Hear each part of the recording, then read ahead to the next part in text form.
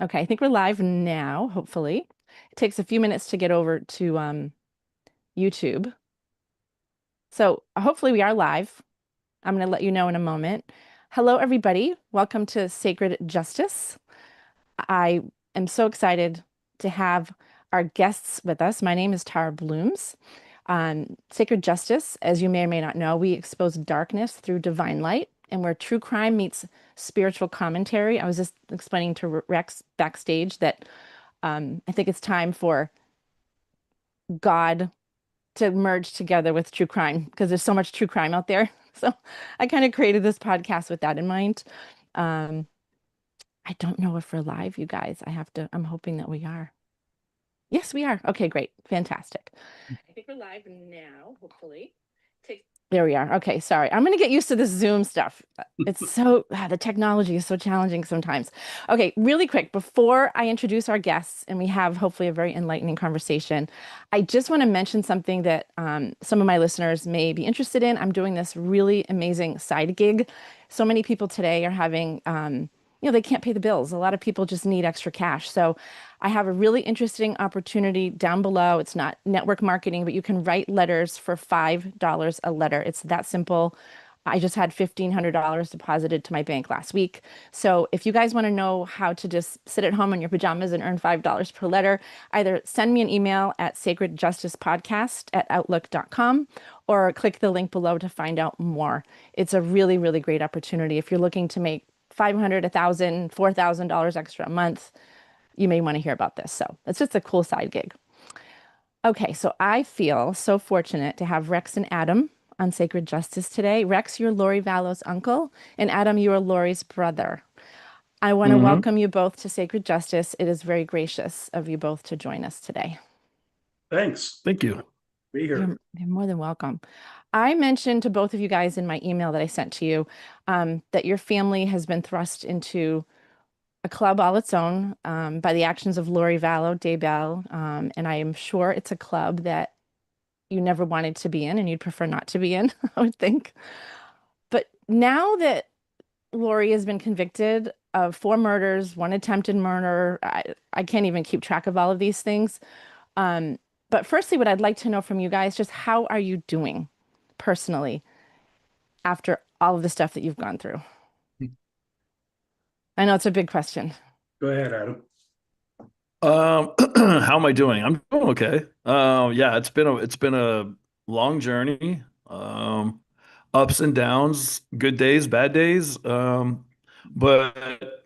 overall, I'm pretty sure that I'm in a good place. I feel better about things. I think time has helped out a lot. Writing our book and doing our podcast has really helped me a lot Hmm. through therapy. And just, hearing other people on our podcast tell about their lives and the struggles that they have made my struggles seem very minute compared to some of the other optimists that are on our that watch our podcast. And so I think those things are all really eye-opening for me and helping me deal with all the things that we've had to deal with. But overall, I feel fine. That's really good news. And it's amazing to hear you say that, other people are suffering more than you guys have. It's hard to imagine. It Yeah, really is. there's a lot. Mhm. Rex, how are you doing overall?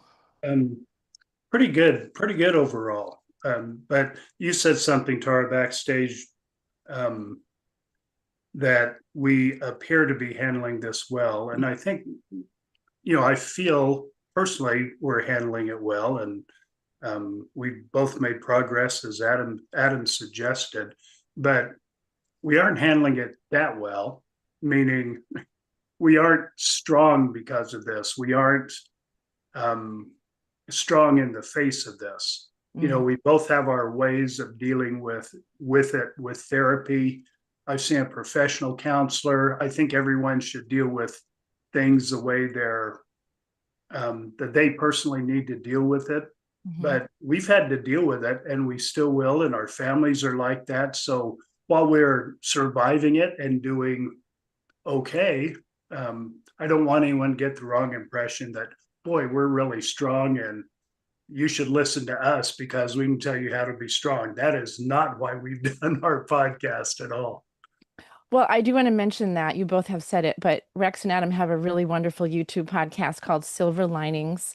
I put the link below in the description box. You can just click on it and go and subscribe to them. You guys are so open and forthcoming with your information about the stuff that your family has gone through, and not everyone would be. I know a lot of your listeners ask questions, and there doesn't seem to be a whole lot that is off limits for you.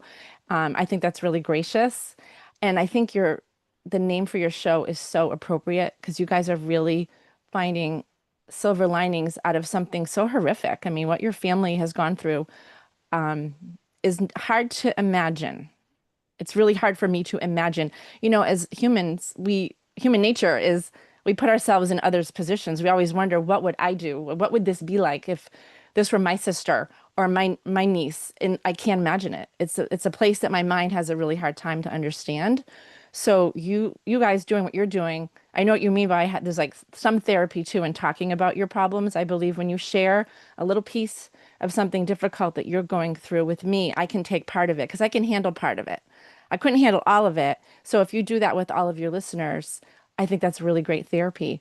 And you have the most wonderful audience. You have such good listeners. They're loving, they're compassionate. And that's how I found you guys. I listened to you. And Adam said something a few weeks ago, maybe a couple of broadcasts before, that really sparked my interest in reaching out to you. I kind of wait for God to give me little signs. Or I'll pray about something and I'll say, okay, if you want me to cover this, and I wait for a sign, and usually the sign comes, and if it doesn't, I just don't act on it. But Adam said something that piqued my interest when you mentioned, if you do continue silver linings, which I hope that you do, that you wanted to talk about the importance of families, the unification of families and communication. And I was like, oh, I would love to have that discussion with people like you who are, like I said, you guys are in just a club all on your own. That must be really difficult at times. Yeah, no, it's our family has gone from A to Z real quick. So yeah, it's family is such a unique thing, and the more we've done this podcast, we realize that so many people have so many different issues in their own families, and how to deal with them. And I was just telling Rex, before we even started the book and before we started the podcast, I'd read, Rex's book about your inner conscience, and how to deal with that and follow it and all that.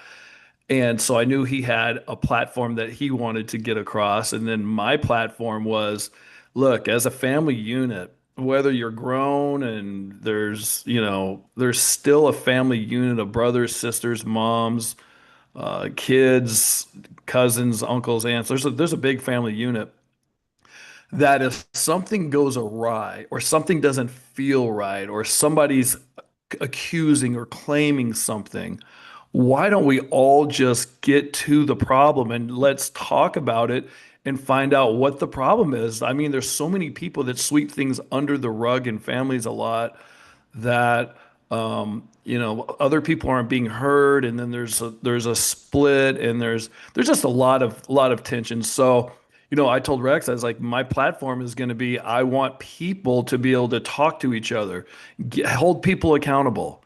Go into a room with everybody in there. Okay, Lori, you're saying this. Adam's saying this. Let's find out why you're saying what you're saying. Let's all be able to hear from the mouths of the people so we can make a decision on what to do about a situation instead of believing one person and not believing another person and never talking about it.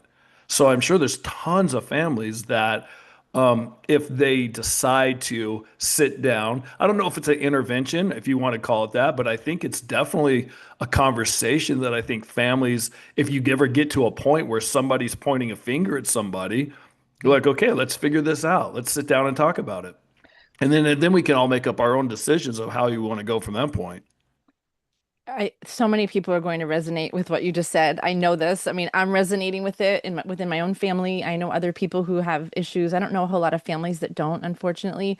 But what do you think it is? Like, because why don't we want to sit down? I think most people are afraid of confrontation. That's the one thing that comes to my mind.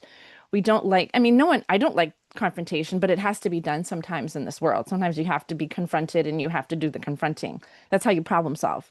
But when it comes to Yeah. families, I think resentments build up because the silence takes over. And then you start making things up in your when there's silence, you have to make things up. You know, if one of you didn't show up today, I would make something up about it because we weren't communicating. Like, oh, Rex didn't like me or didn't want to be on here. When maybe the fact was his internet went out, and then this whole story gets created because we're not communicating. It's Yeah. so important. I think even with my situation in my family, with my mom and dad and Summer and all those things. So, when you think about your kids, if somebody's accusing your kids of doing something horrendous, your brain, like my mom, I don't think that her brain could ever go there to Mm, believe that would Lori or Alex could do anything crazy like that. So I think, me understanding and thinking and seeing red flags, other family members don't want to see the red flags because I don't think mentally or emotionally they can handle that kind of news. yeah. And so they avoid it. So to avoid it, and I think a lot of times we avoid things all the time because spiritually, mentally, emotionally, however we feel like we can, whatever the outcome somebody's saying something is, that we won't be able to handle it very well. And so we avoid it so we don't have to handle it. And I think that happens a lot with situations. And I'm not saying every family has crazy situations, even small things, just to talk about, like you said, communication. But there's times I think where people, family members will be like, I don't even want to go there, so I'm not even gonna listen to that because I know I can't handle that if it's true. Yeah. Yeah. So are you saying, well, one of my questions was going to ask you how your parents are doing with all of this. I mean, they've ostensibly lost two children, your brother Alex, who passed away, and then, of course, Lori, who's probably never going to see the light of day. According to her, she will, but I don't think that's true. At least I hope it isn't. And do they not believe what is being told through the cases and the trials? Oh yeah, they believe all that. But Oh, I'm they saying at do. the Okay. time before this Yeah. all started, Of course. before this Okay. all even happened, I Right. was trying to tell them something is really wrong with Lori, and I think Alex is involved too. And Oh, they wow. didn't want it. They couldn't even, their brains wouldn't even go there, so they just cut me off. Oh, my So I'm goodness. saying family members, instead of cutting people off, I always say get both sides of every story.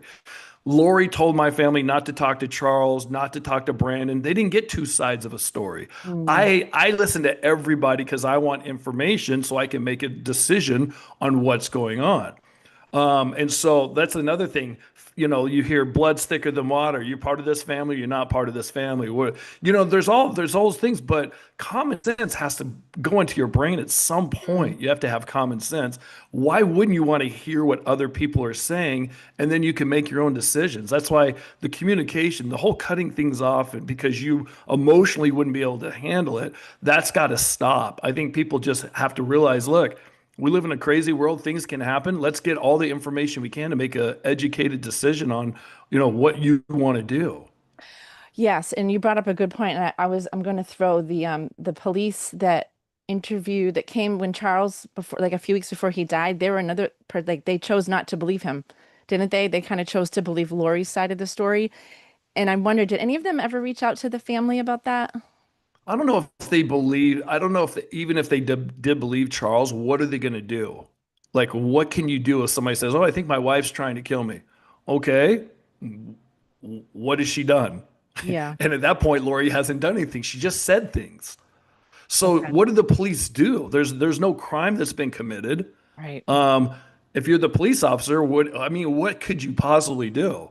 So Okay. I don't know if I blame the police about that. Now I do have issues with the police investigating the killing when Charles was killed, how they ran past all that and just kind of like blew it off. Yeah. That part I have an issue with that. But I don't know if I have an issue with I don't know what the legal thing is where if somebody says, "Hey, I think my wife's trying to kill me." Okay, what did she do? Well, she hasn't done anything, but she keeps saying this. Yeah. So, okay, what do we do as police officers? Right. That's a good point. Yep, that's a really good point. Yeah. Rex, do you wanna add anything to this part of the conversation? Well, just add to the fact, Adam's fact that he's talking about with his mother and his other sister, his non-Lori sister, Summer. And Lori during that time was cutting them off a lot. They were very supportive of Lori, but Lori would go off when she went back to Houston. She wouldn't talk to Janice and Summer. She Mm. was cutting them off selectively, as good gaslighters do, and controlling the situation and the information.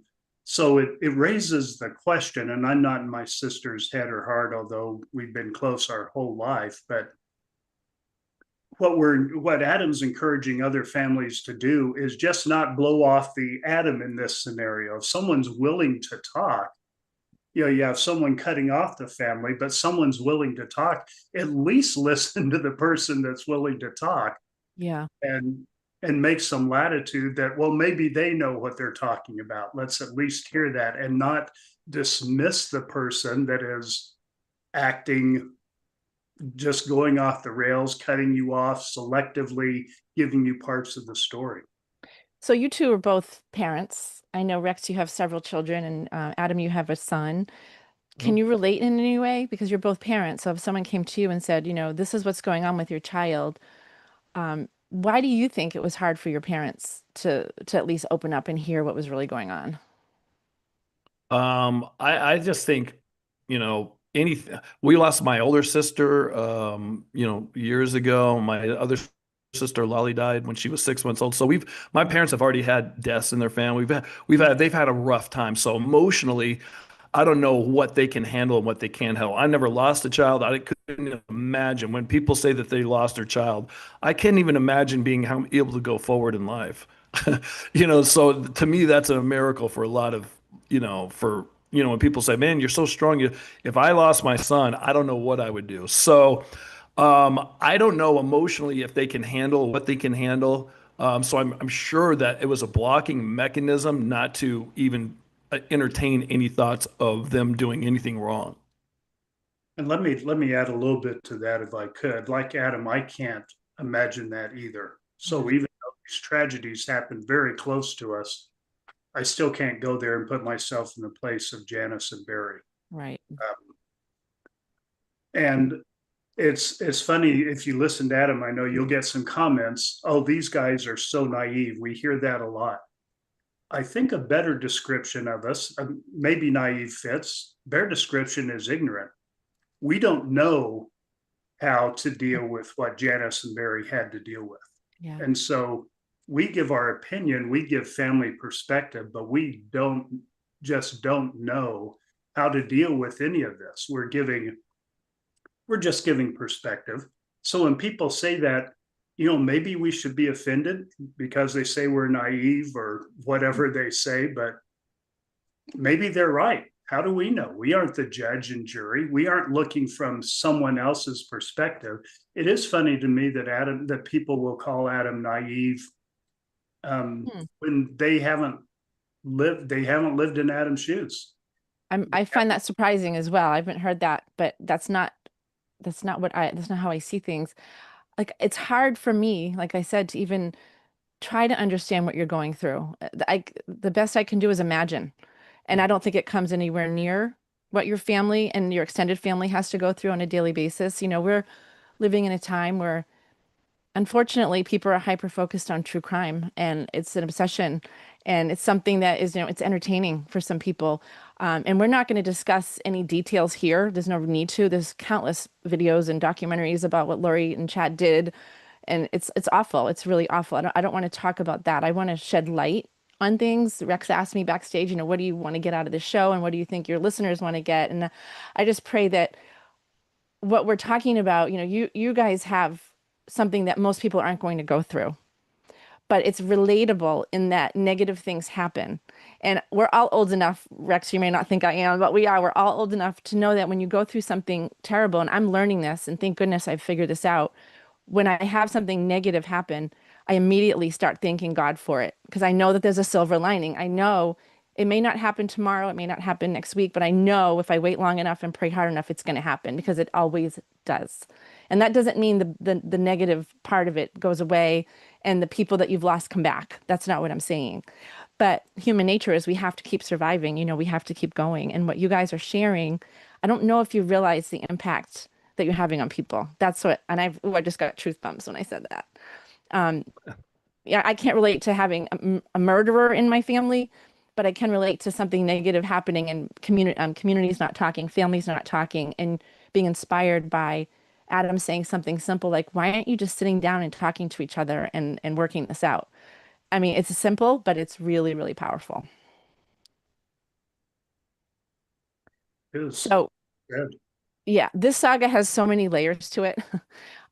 Like I said, it's just unbelievable to us watching and unbelievable to you also and your family. But I'd like to know, who were you both before these tragedies happened a couple years ago? And who are you now because of it? Adam has, I think, a good description of him in both times. Adam. Do I? What was? Oh, I was happy and Yeah. go lucky guy before all this, and then after this, I just don't feel like I'm the same person. Yeah, I have a lot of reservation now, and a lot of just I don't see. I'm trying to get back there, but I don't know if I ever will. I'm trying to see the world um, in a different way. Um, I used to just like. I guess maybe in La La Land. But now it's I guess I've learned a bunch. Obviously I'm a different person.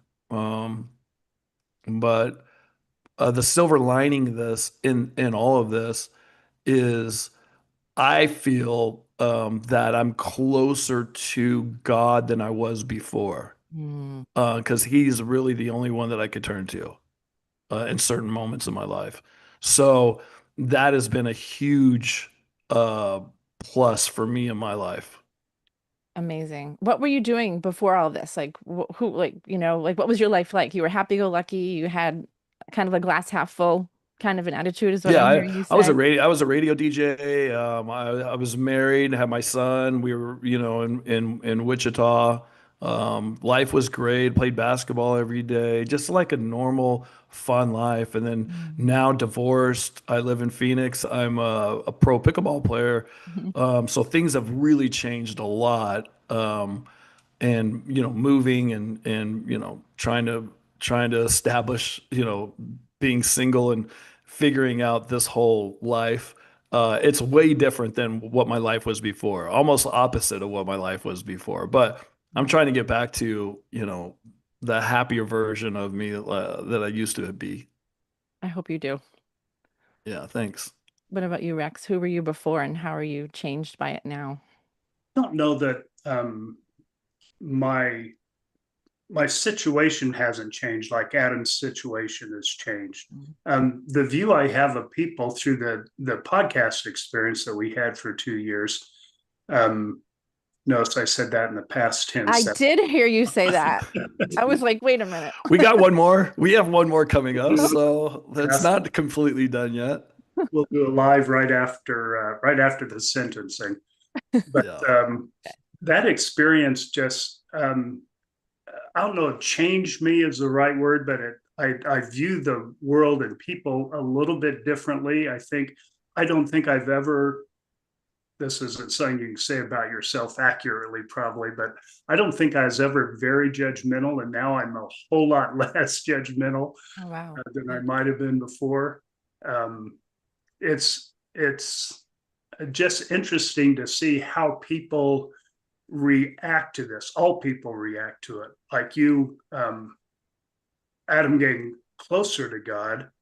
I feel um, like you do, Tara. Every experience can bring you closer to God if you take advantage of that, and I think I have also. Um, but it's been interesting. I love your podcast and the premise of it because you're talking about God. And Adam and I are real believers. We feel like we're very Christian, but we intentionally don't bring up religion because so many people equate religion to spirituality, and Adam and I don't see it like that. And I'm sorry, Adam, but don't mean to be speaking for you, but we've No, talked it's true. enough. I think we're on the same page as we are with Yeah. most things.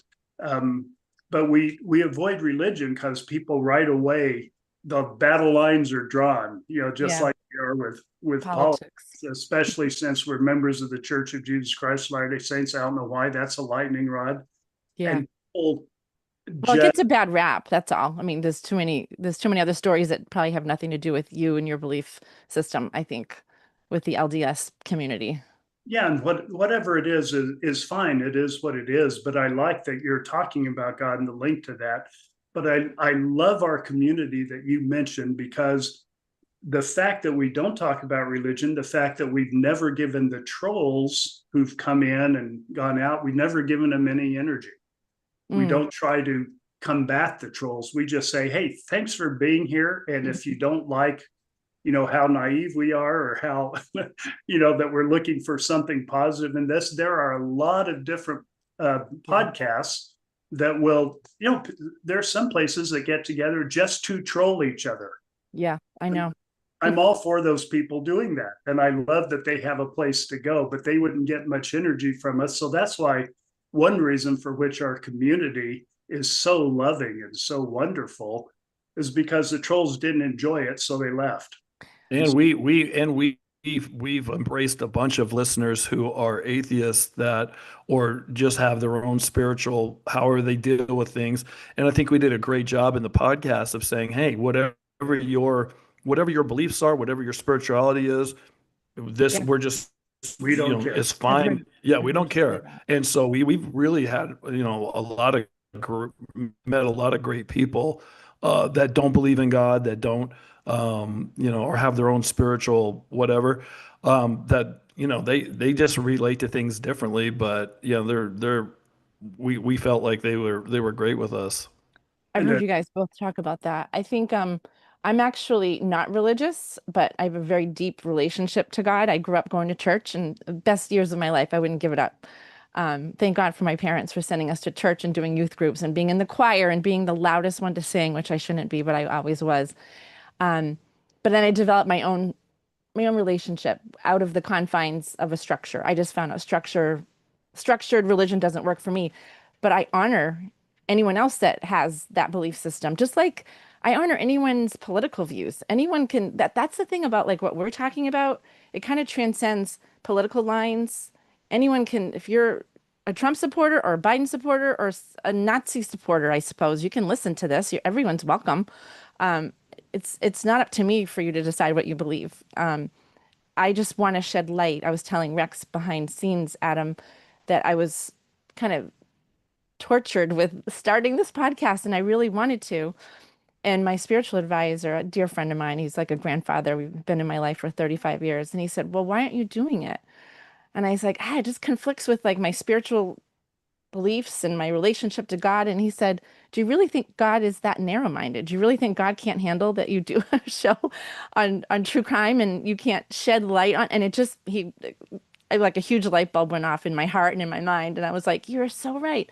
So then I thought, well, why don't I just bring the light of God into true crime and leave the gore. I don't want to talk about the crime itself. I want to talk about the spiritual commentary and the things that we can get out of negative things that happen. So that's how this all started. And I told you, Rex, you kind of helped me figure out the real name of my podcast when I sent you that chat. Was it a super chat? And I didn't know the first one I sent you guys. I didn't know you were supposed to type it in, so I just sent it to you, and then nothing came. There were no words. So the second one, you have to abridge what you say.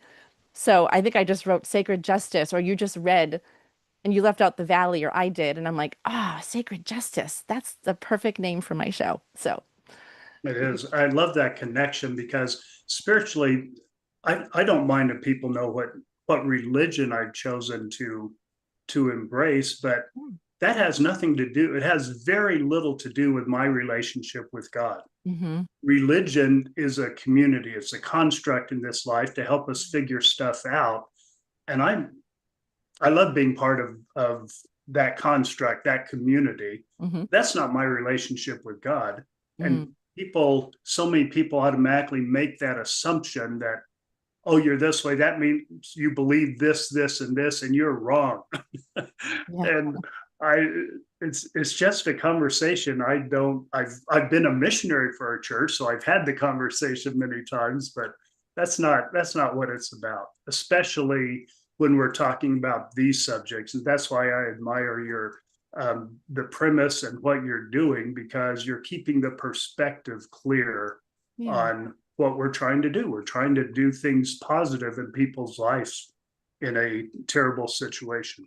Yeah. Well, thank you. I don't know where it's going, but I'm just going to keep following my cues and the hints that I get. But speaking of God, do you, either of you or both of you, feel that God has placed you in this position for a higher purpose by any chance? I don't know about that. Lori probably thinks that, but She uh, definitely does. Yeah. yeah.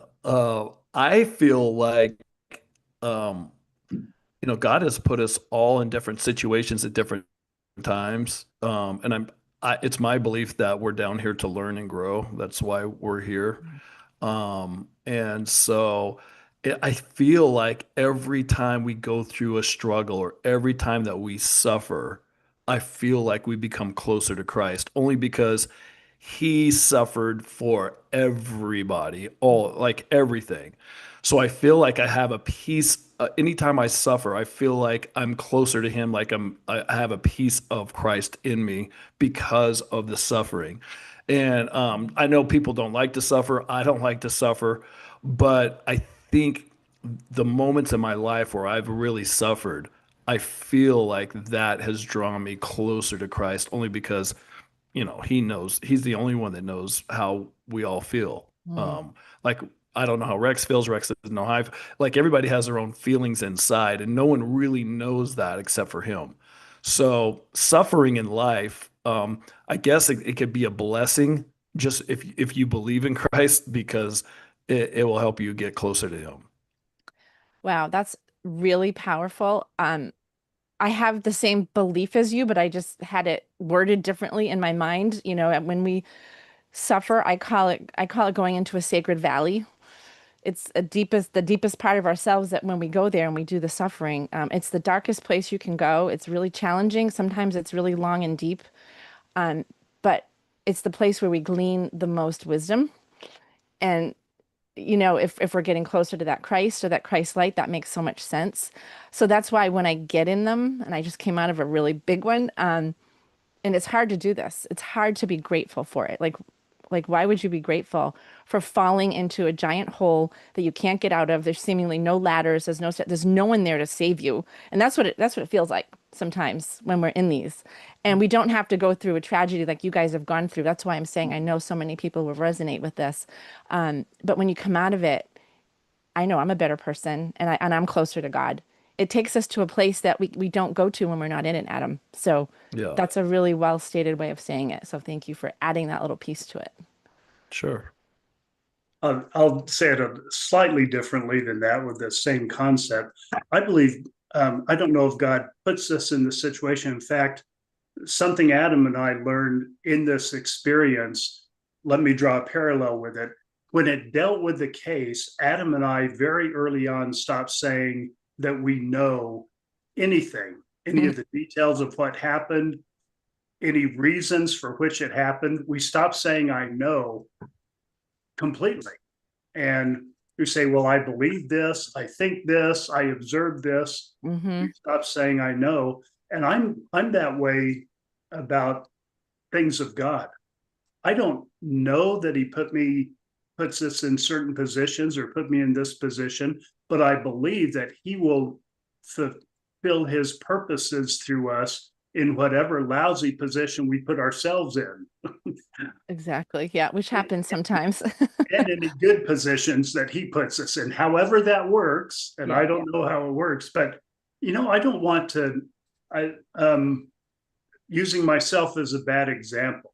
Okay. My marriage is so wonderful, but it's my third marriage. I had some practice coming into Third it. time's a charm. It certainly has been. Apparently, it runs in our family.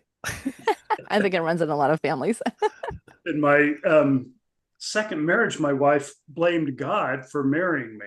And I thought, I don't think God makes a decision for us on who to marry. I don't know, but I don't believe that. I'd hate to blame God for my decision. So putting us in a situation like, did God put us in the situation to do our podcast?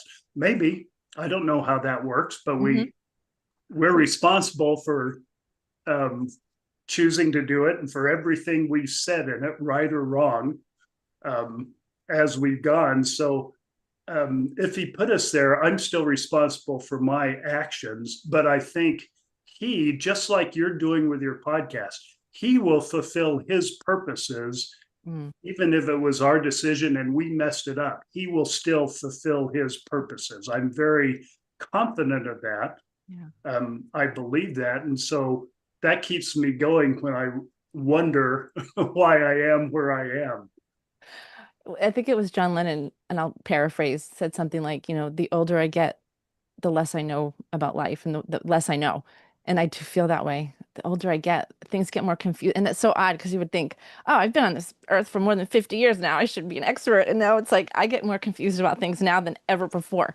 I feel like I could figure things out better when I was younger, when I was more ignorant. And I don't know, there's some burden that comes with wisdom, I guess, sounds like or feels like. Yes. Yeah, because I mean, look what you guys are in now, and whoever knew.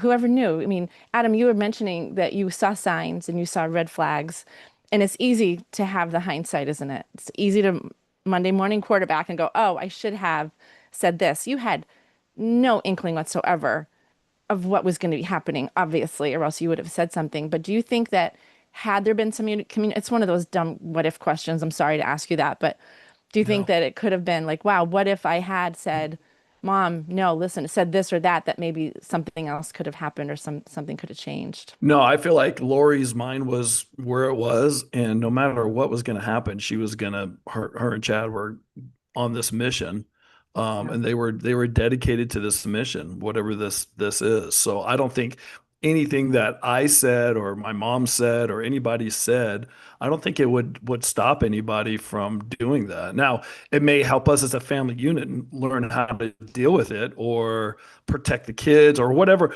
there could have been some different outcome maybe. But I just don't know. I mean, again, you never know what somebody's going to do or what they decide to do. Like Rick says, people just they have their own decisions to make. The one thing about life is we all come down here and we all have decisions to make. We could do anything you want. Now the consequences you can't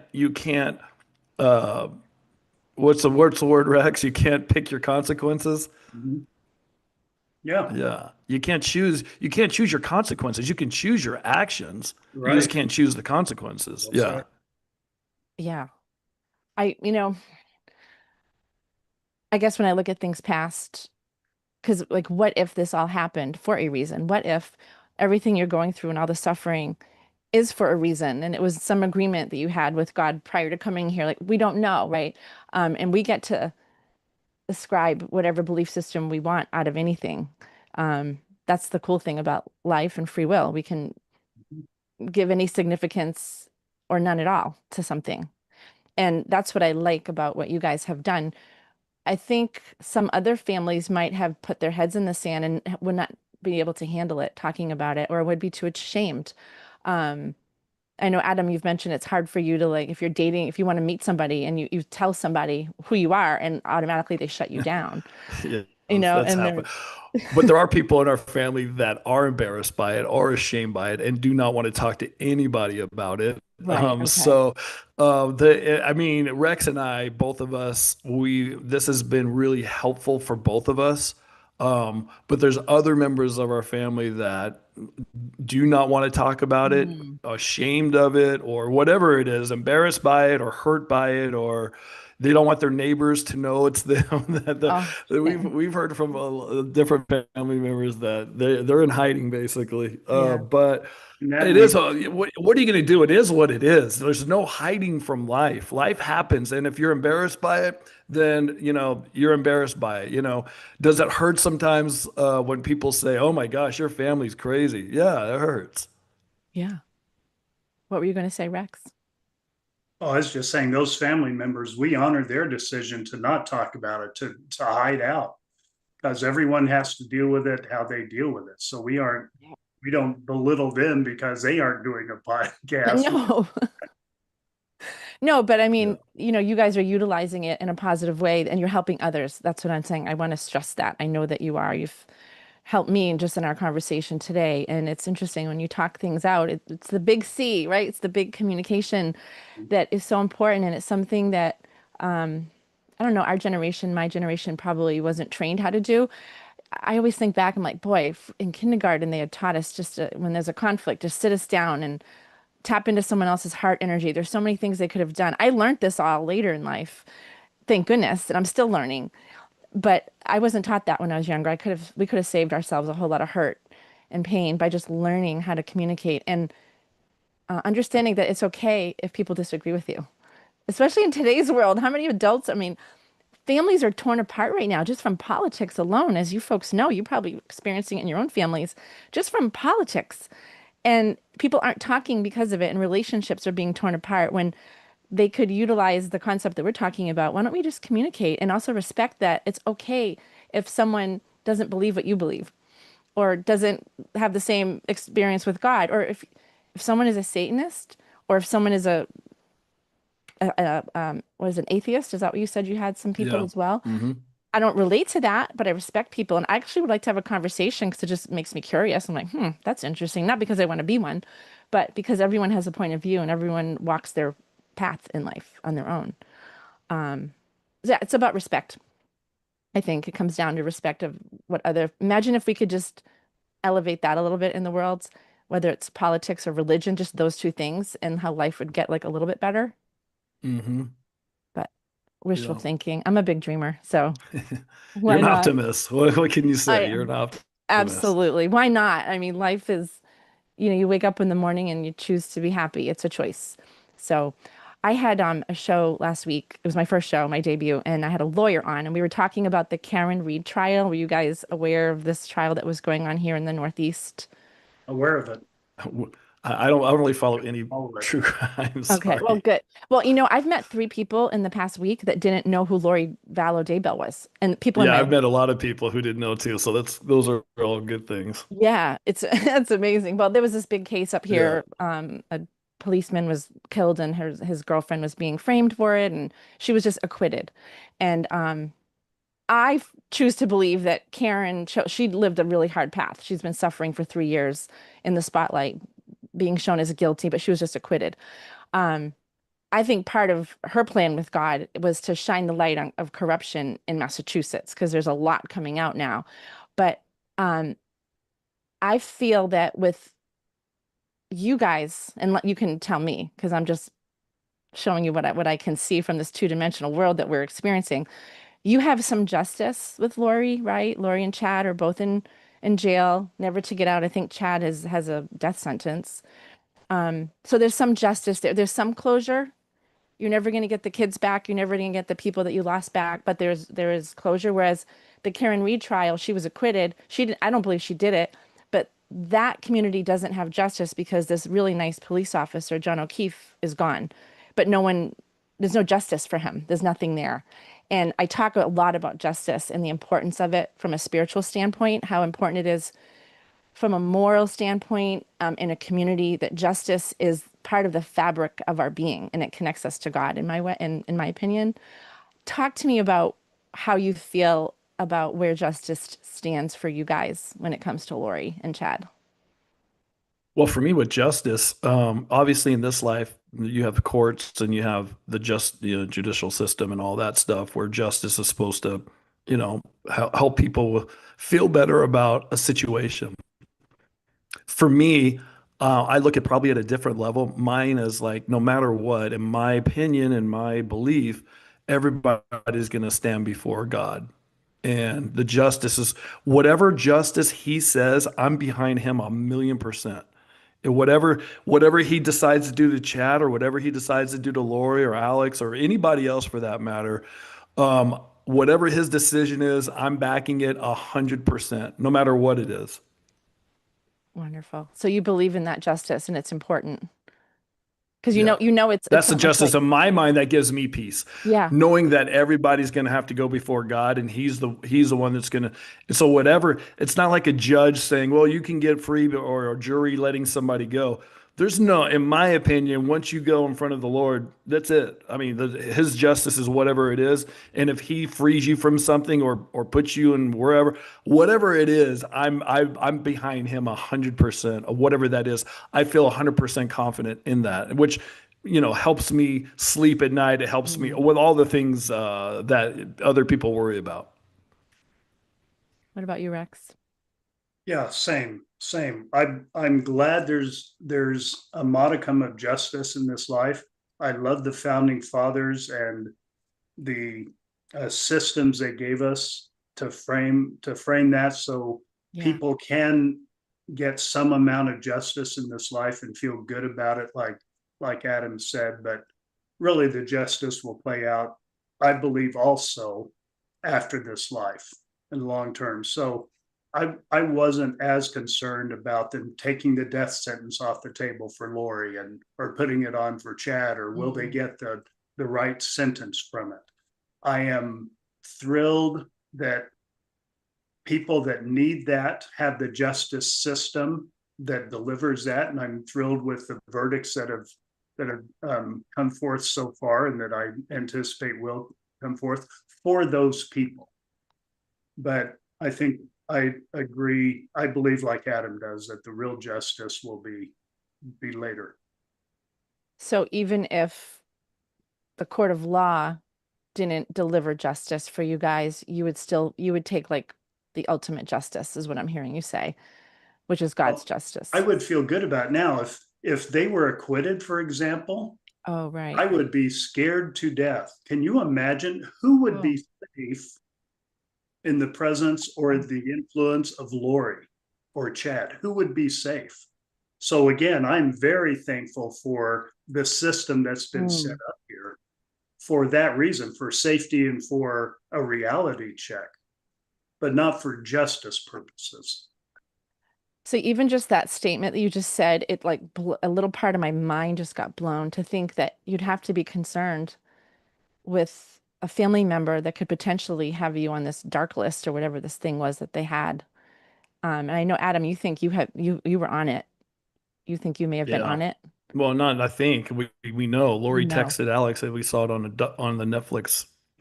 I found it on the Netflix series that Colby did. I had no clue.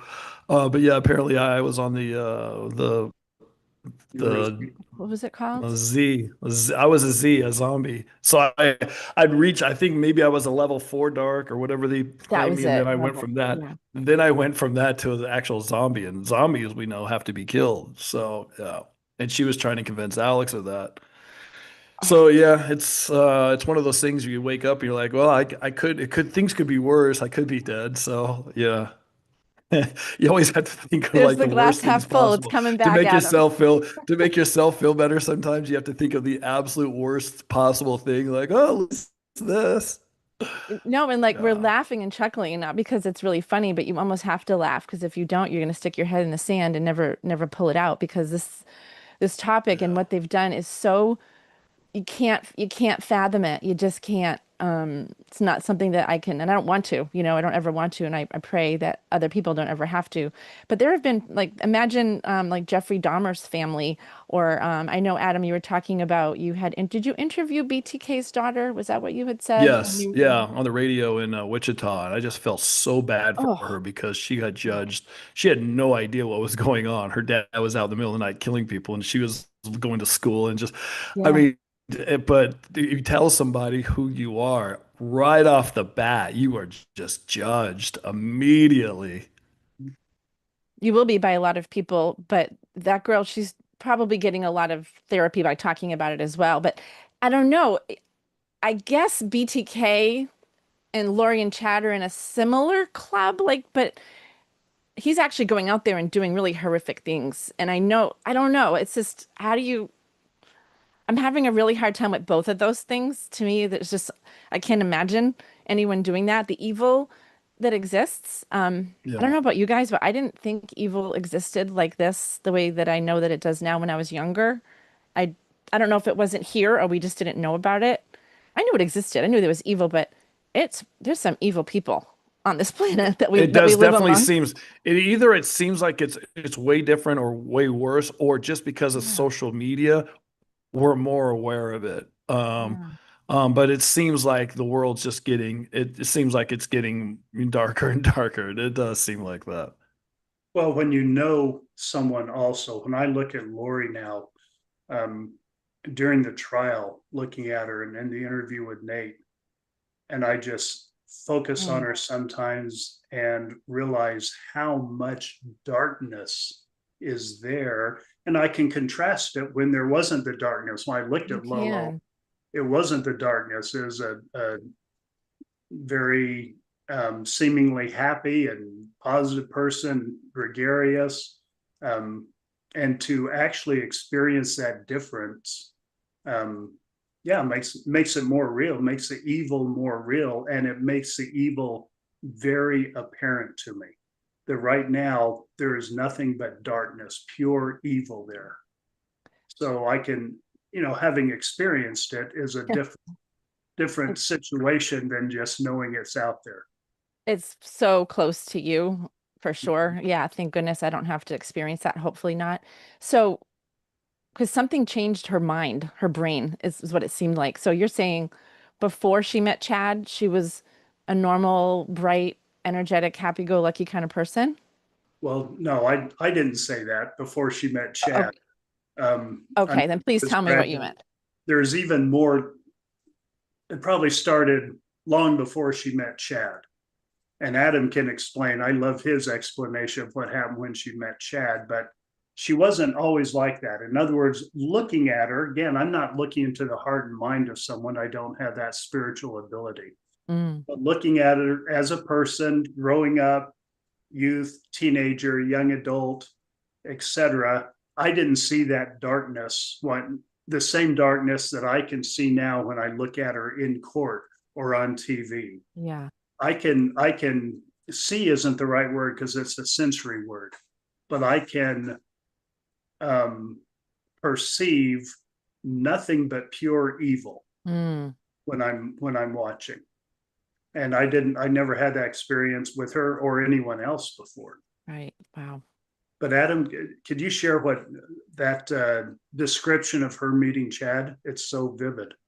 Oh yeah, well, Lori whole thing started with Julie Rowe. She started listening to the Julie Rowe podcast, and then my cousin Brax wrote a book about the end of the world, and she got into that, and then she just started going down these holes, these rabbit holes of people that were preppers and people saying the end of the world was coming. There's going to be these tent cities, and we need to be ready, and there's dates that are coming up, and so she just bought in for some reason in her life, wherever she was in her life.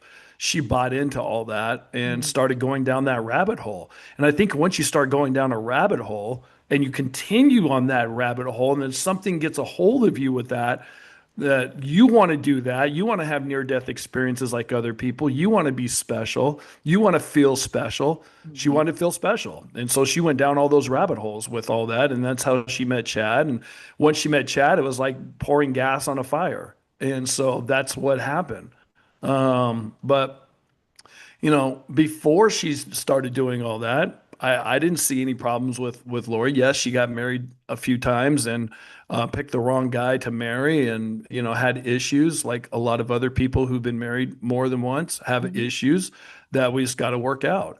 But I didn't. She was never evil. She was never, as far as I could see, crazy. That Mhm. I didn't recognize any craziness. She lived a normal life, always fun, always great being around her. So, this is it is what it is. Like you said, people make decisions, and once you start going down a rabbit hole and you don't come out of the rabbit hole, sometimes on YouTube late at night you'll be on a rabbit hole watching like classic rock or whatever it is, and you go down a rabbit hole. At least you come out of there for an hour or two. You come out and you're like, oh, I'm onto something else now. Now I'm into horse racing, and there's other things you come out of. But if you stay down to one rabbit hole for forever, then bad things can happen, apparently.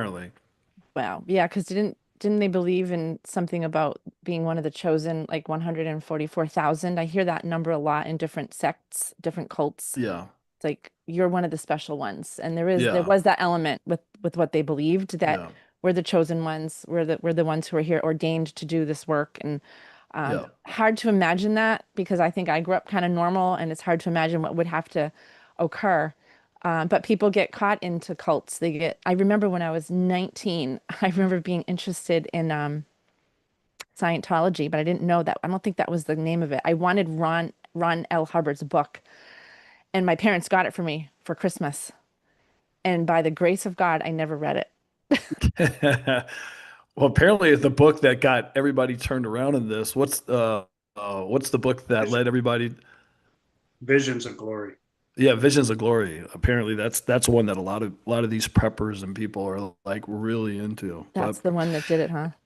yeah, it is what it is. People make decisions, and then like we said, Rex and I on our podcast, we're the ones that are getting the ripple effect because what Chad and Lori did, the ripple Oh yeah, effect was like a nuclear bomb went off. It went absolutely. it goes all directions, and everybody is hugely affected. It changes people's lives. Well, here's some good news for you though, Adam. You're right. I was going to say a boulder, but I think a nuclear bomb is more appropriate for what they did. You're not bound by your hardships or defined by the pain that you face. That's the good news. And there's always light to be found, always. And, we have the strength and the way to shine it into dark, like shine that light in the sunshine into darkness. We do. We have that power. And that's what I want people to understand by listening to you, because most people are not going to have to deal with what you and your family continue to deal with.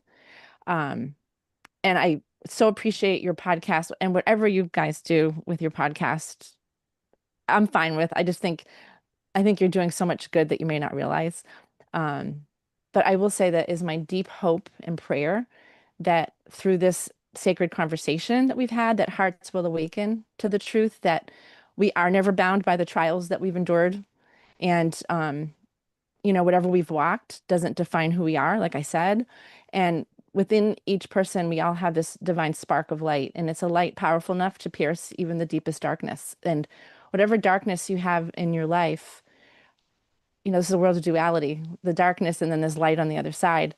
But you have to seek it, you have to find it, and you have to want it, and you have to invite it in. That's how I see it. Because we can live any life we want here, right, Adam? It's like we can do this. I think we're all going back to the same place. God's like, if you want to do that down there, you're still coming home, and maybe you'll have consequences to face. That's up to him. But this is exactly what you two have done. And so just may this story, it's a story for some of us, remind us that we do carry that strength to rise and to heal and to transform pain into purpose. I think that's what you guys are doing. Well, thank you for that. We'll see what happens. We'll see what happens with our podcast. But we love the people on our podcast, the optimists. We love that. Apparently, we've helped people that we've gotten helps. So it's been a mutual experience with them. But not sure exactly what's going to happen in the future. But we'll see. The one thing that I will leave this podcast saying is I think hope is a huge thing. It's been a huge thing for me. It's a huge thing for people in their lives. If you want to go forward, there's days where you can't get out of bed or whatever it is. I think for me, having hope that something good is going to happen in your life or something to look forward to. I just don't lose sight of hope. Hope is the thing that's going to keep you going. That's my last thing I want to say. Hope can be like a magnet in the dark, or like a little light in the darkness. There's one of my favorite quotes by Rumi, the Persian poet. I will use darkness as my candle. And it kind of goes along with what we were saying. I use that all the time. It's like that sacred valley. I'm going to use my darkness as my light. And it works. It really works. And that's what hope is. Rex, do you have any parting words for now? No, I should have let Adam speak last because his parting words are so good. But I do want to thank you, Tara, for starting your podcast Thank you. and for having us on it. Oh my gosh. I'm so grateful that you chose to be here. And you had mentioned you had a bad experience, and I was like, oh no, I need to let them know this is not going to be a bad experience. You were going to be the stars of my show. I'm never the star. I wouldn't want to just be the star of my show. So thank you for shedding some light. The world is a slightly better place. I hope that your hearts are slightly lighter for having this conversation. And I'll be tuning in to your next broadcast whenever that is.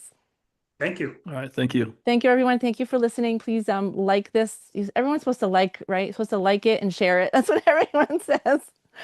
Um, I Private think, share. yeah, like it and share. It does something to the algorithms. I mean, I don't even monetize on mine yet, so it's not a big deal. I'm just doing this for fun, basically.